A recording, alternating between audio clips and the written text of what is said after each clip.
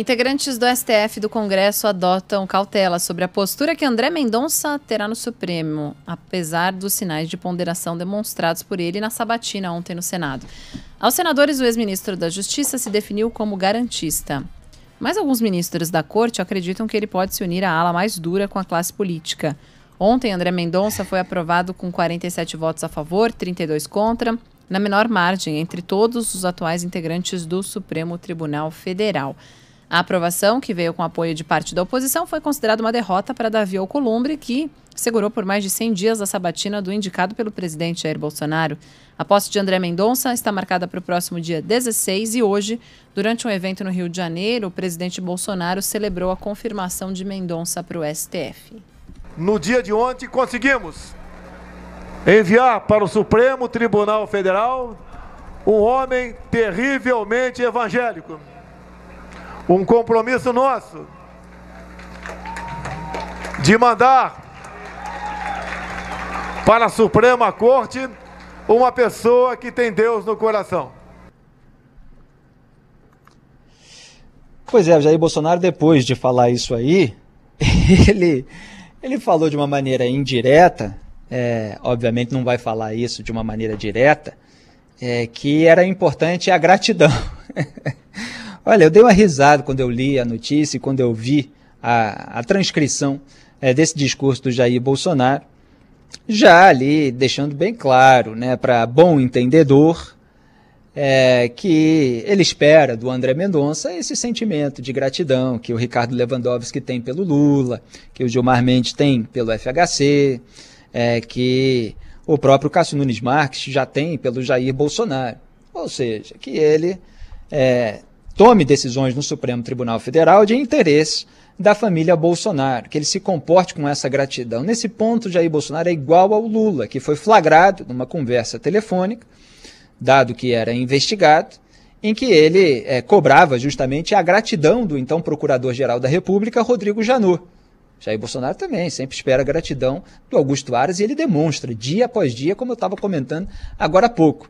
Então o Lula reclamava que o Rodrigo Janot poderia ser ingrato. E o Rodrigo Janot, só aos 48 minutos do segundo tempo, na prorrogação e sem tanta qualidade assim, ele acabou se voltando ali contra a sujeira petista. E aquilo irritou o Lula, né? Então eles sempre esperam daqueles seus indicados que seja complacente com a sujeira dos padrinhos políticos. Tomara que o André Mendonça não seja. Veja que há toda uma suspeita de cada lado de o que ele vai fazer. Será que ele vai vir mais para cá? Será que vai vir mais para lá? E sabe por quê? É muito fácil entender. Por que cada um acha que o André Mendonça pode se comportar de tal jeito ou de outro e tal? Porque ele é um camaleão. Ele, para chegar aí onde chegou, ser ministro do Supremo Tribunal Federal, ele teve que bajular gente de vários setores. Gente que posa até como rival, e o tempo mostrou que não mas que em determinada época o André Mendonça estava do lado, quando estava em oposição a outros grupos, etc. E aí ele bajulou um, depois bajulou outro. Foi muito subserviente, foi muito complacente com Jair Bolsonaro enquanto era ministro da Justiça e Segurança Pública. Mas é o mesmo que organizou lá o livro em homenagem ao Dias Toffoli, indicado pelo Lula ao STF. 10 anos do ministro Toffoli no Supremo Tribunal Federal. Vamos fazer um livro. Esse é o André Mendonça. Ele conseguiu o que ele queria.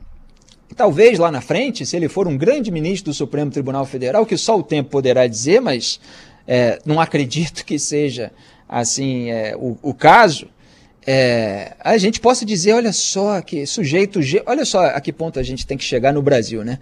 O sujeito seria assim, de repente, um gênio se ele foi um camaleão a vida toda para puxar o saco de quem era necessário, em termos de bajulação que eu estou falando, sem aqui querer ofender, para então conseguir um cargo de poder e aí se tornar, de repente, tudo aquilo que ele não foi ao longo da sua carreira. Exemplar em termos de firmeza moral, em termos de coerência, em termos de defesa, consistente, né, da virtude da consistência, para usar aquilo que Edmund Burke tinha, e é motivo de elogios até hoje ao pai do conservadorismo. A virtude da consistência é aquilo que não apareceu na carreira do André Mendonça. O pessoal não sabe se ele defende ali o combate à corrupção ou não. Ele falou algumas palavras bonitas para agradar os senadores, palavras bonitas para os senadores, né?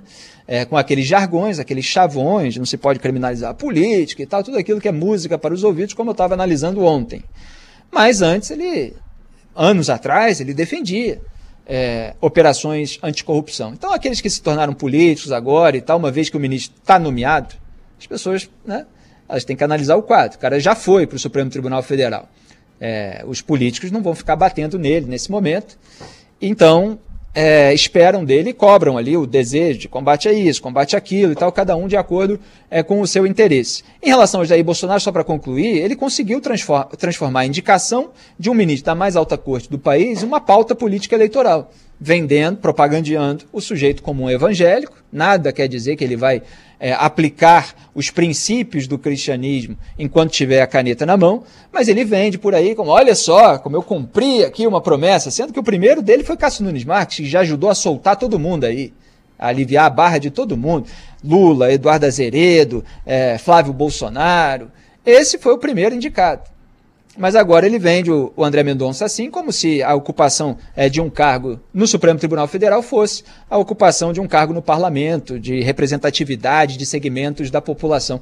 Não é o caso, mas é tudo transformado e deteriorado nesse sentido em termos políticos.